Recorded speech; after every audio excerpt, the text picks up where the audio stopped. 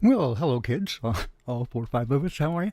It is I, the Great Baldini, back again just for a little quick little bit here to say hi to you. And it's been a while, and I just wanted to come in and say, hi, and I guess just share with you, right? Just a quick update, on the health stuff, trying to get better. I kind of go back and forth.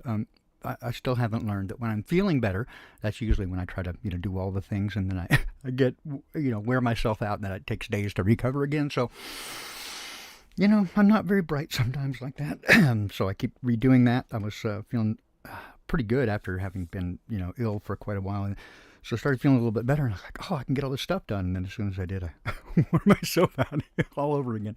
Very silly. Honestly, I think again, I wanted to be encouraging, right? And not be the turd in the punch bowl. But I'm going to, acknowledge that the last few days I've been feeling kind of low. And not just really because of me or anything.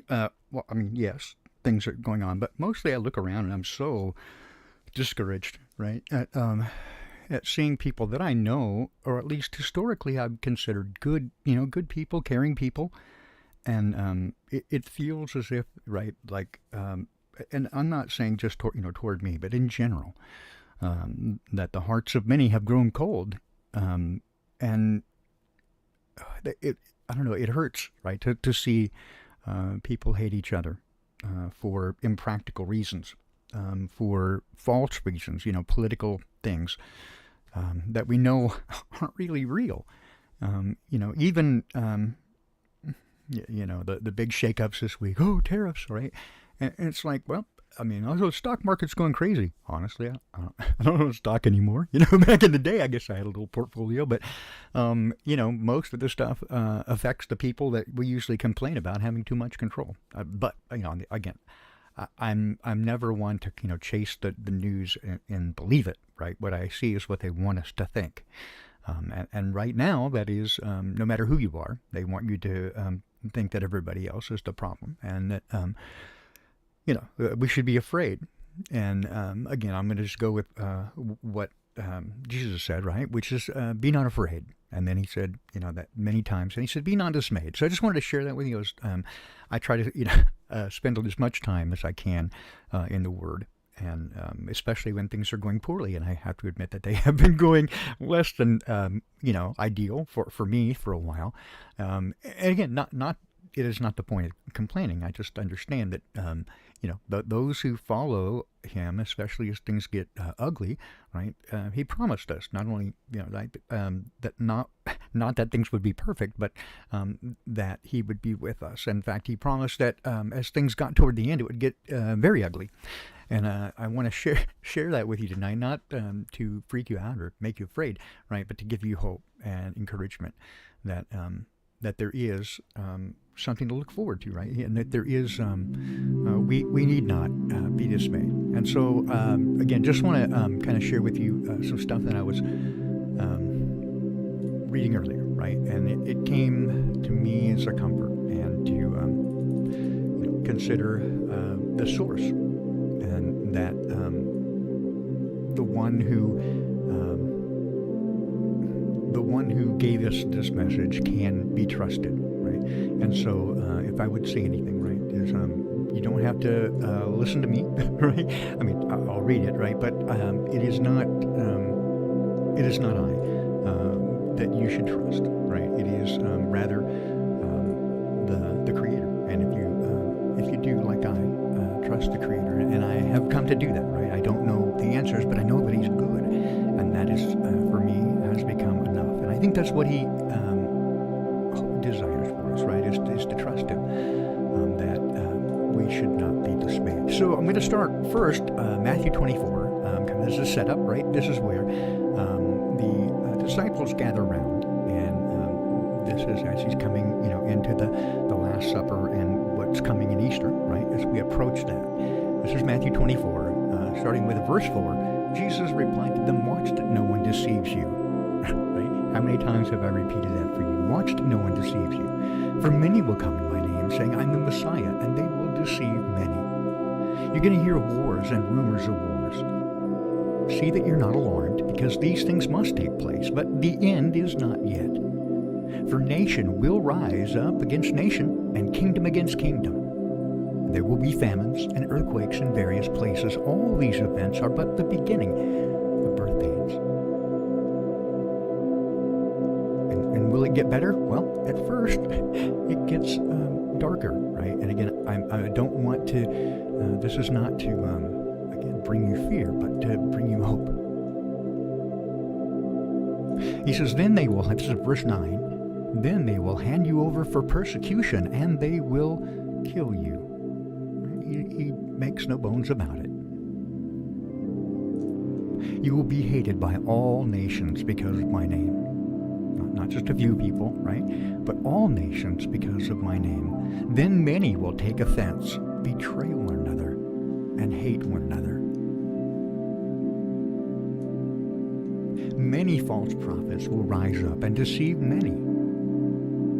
And this is the verse that grabbed me today as I saw, again, the awful things that people do to one another because of lawlessness, because of iniquity multiplying. The love of many will grow cold, but the one who endures to the end will be delivered. This good news of the kingdom will be proclaimed in all the world as a testimony to all nations, and then will the end come. And now I want to switch over to the book of Isaiah. I've been really digging deep in Isaiah the last few weeks, and I'm glad I have. There's so much in there that I think I have missed before, or had taken it either for granted, right, or read it in a different way. And the one thing I love about the living word is that it is alive, and it speaks to me anew every time I dig into it. And again, the one thing that I can say for certain is that when things get ugly, when things get difficult, then the one place I go is to Dad. And as things continue to get harder, well, that's where I spend the majority of my time. And so I've been redirected back to Isaiah for a number of things. And well, I'm just going to start here in Isaiah chapter 40 and just share this with you. And I hope it speaks to your heart as it spoke to mine. Comfort my people, says your God. Speak tenderly to them, and announce to her that the time of her forced labor is over. Her iniquity has been pardoned, and she has received from the Lord's hands double for all her sins. A voice of one crying out, prepare the way of the Lord in the wilderness. Make straight a highway for our God in the desert. Every valley will be lifted up, and every mountain and hill will be leveled. The uneven ground will become smooth, and the rough places a plain. And the glory of the Lord will appear, and all humanity together will see it. For the mouth of the Lord has spoken. A voice was saying, cry out. Another said, why should I cry out? All humanity is grass, and all its goodness is like the flower of the field. The grass withers, the flowers fade, when the breath of the Lord blows on them. Indeed, the people are grass. The grass withers, the flowers fade, but the word of our God remains forever. Zion, herald of good news, go up on a high mountain. Jerusalem, herald of good news, raise your voice loudly. Raise it, do not be afraid. Say to the cities of Judah, here is your God. See, the Lord God comes with strength, and his power establishes his rule. His reward is with him, and his gifts accompany him. He protects his flock like a shepherd. He gathers the lambs in his arms, and he carries them in the fold of his garment. He gently leads those that are nursing. Who has measured the waters in the hollow of his hand, or marked out the heavens with the span of his hand? Who has gathered the dust of the earth in a measure, or weighed the mountains in a balance and the hills in the scales? Who has directed the Spirit of the Lord, or who gave him his counsel? Who did he consult with? Who gave him understanding and taught him the paths of justice? Who taught him knowledge and showed him the way of understanding? Look, the nations are like a drop in the bucket. They are considered as a speck of dust in the scales. He lifts up the islands like fine dust. Lebanon is not enough for fuel, or its animals enough for a burnt offering. All the nations are as nothing before him. They are considered by him as nothingness and emptiness. Who will you compare God with? To an idol? What likeness will you compare him with? Something that a smelter casts, or a metal worker plates with gold and makes silver welds for it? To one who shapes a pedestal, choosing wood that does not rot? He looks for a skilled craftsman to set up an idol that will not fall over. Do you not know? Have you not heard? Has it not been declared to you from the beginning? Have you not considered the foundations of the earth? God is enthroned above the circle of the earth. Its inhabitants are like grasshoppers. He stretches out the heavens like a thin cloth and spreads them out like a tent to live in. He reduces princes to nothing and makes judges of the earth irrational. They are barely planted, barely sown. Their stem hardly takes root in the ground, while he blows on them and they wither, and a whirlwind carries them away like stubble. Who will you compare me to, or who is my equal? Asked the Holy One. Look up and see who created these. He brings out the starry host by number. He calls them all by name. Because of his great power and strength, not one of them is missing. Jacob, why do you say, and Israel, why do you assert my way is hidden from the Lord, and my claim is ignored by my God? Do you not know? Have you not heard? Yahweh is the everlasting God, the creator of the whole earth. He never grows faint or weary. There is no limit to his understanding. He gives strength to the weary and strengthens the powerless. Youths may faint and grow weary, and young men stumble and fall, but those who trust in the Lord will renew their strength. They will soar on wings like eagles. They will run and not grow weary. They will walk and not faint.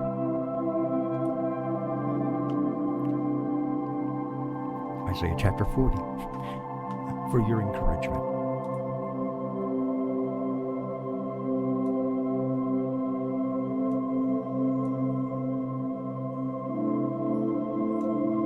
Thanks for stopping by. Again, I told you it'd be just a little short bit of encouragement. Just wanted to share with you that no matter what challenges you face this week, no matter how dark seems the journey, I can't promise that everything will turn out the way you want, but I can promise that if you ask, if you let him, if you'll wait and be silent, he will be there with you, and he will hold you in his arms, and everything will be okay. And there is a hope that no matter what happens here in this life, that this is not our home, and the promise of our home is eternal. And I hope to see you there, whether we meet in this existence or the next. I hope that we do. Be well and go with God. I am the Great Baldini, and I wish you well. Oh, and again, thanks for your prayers. Just want to let you know it has been almost 2 months, 2 full months now without cigarettes. So hey, I'm still hanging in there. No cheating. Cigarette free. So thanks for that. Thanks, Daryl, for your help, and Jenny and David for your prayers, and David for your prayers, and Ronald Lee, and see, when I start doing this, I know I'm going to forget people, and I feel bad. But thank you all for your many prayers, and I continue to pray for you as well. If you need anything specific, reach out, and we'll do that. And my apologies if I forget. Last week was my 40-year high school reunion was coming up, and I knew I couldn't travel, but I did want to see some of the people, and we had agreed to kind of set up some Zoom stuff, and we were going to do that, and then I thought it was like maybe last week in March, and so I looked, and it wasn't that week, and it was like next week, and I'm like, cool, and then I got to this week, and I forgot all about it, and I was like, I think it's next week, until it's over, and they send me pictures, and I'm like, dope. So the thing I think I most dislike makes I don't like letting people down, right? And when I forget things, even on accident, I feel bad. So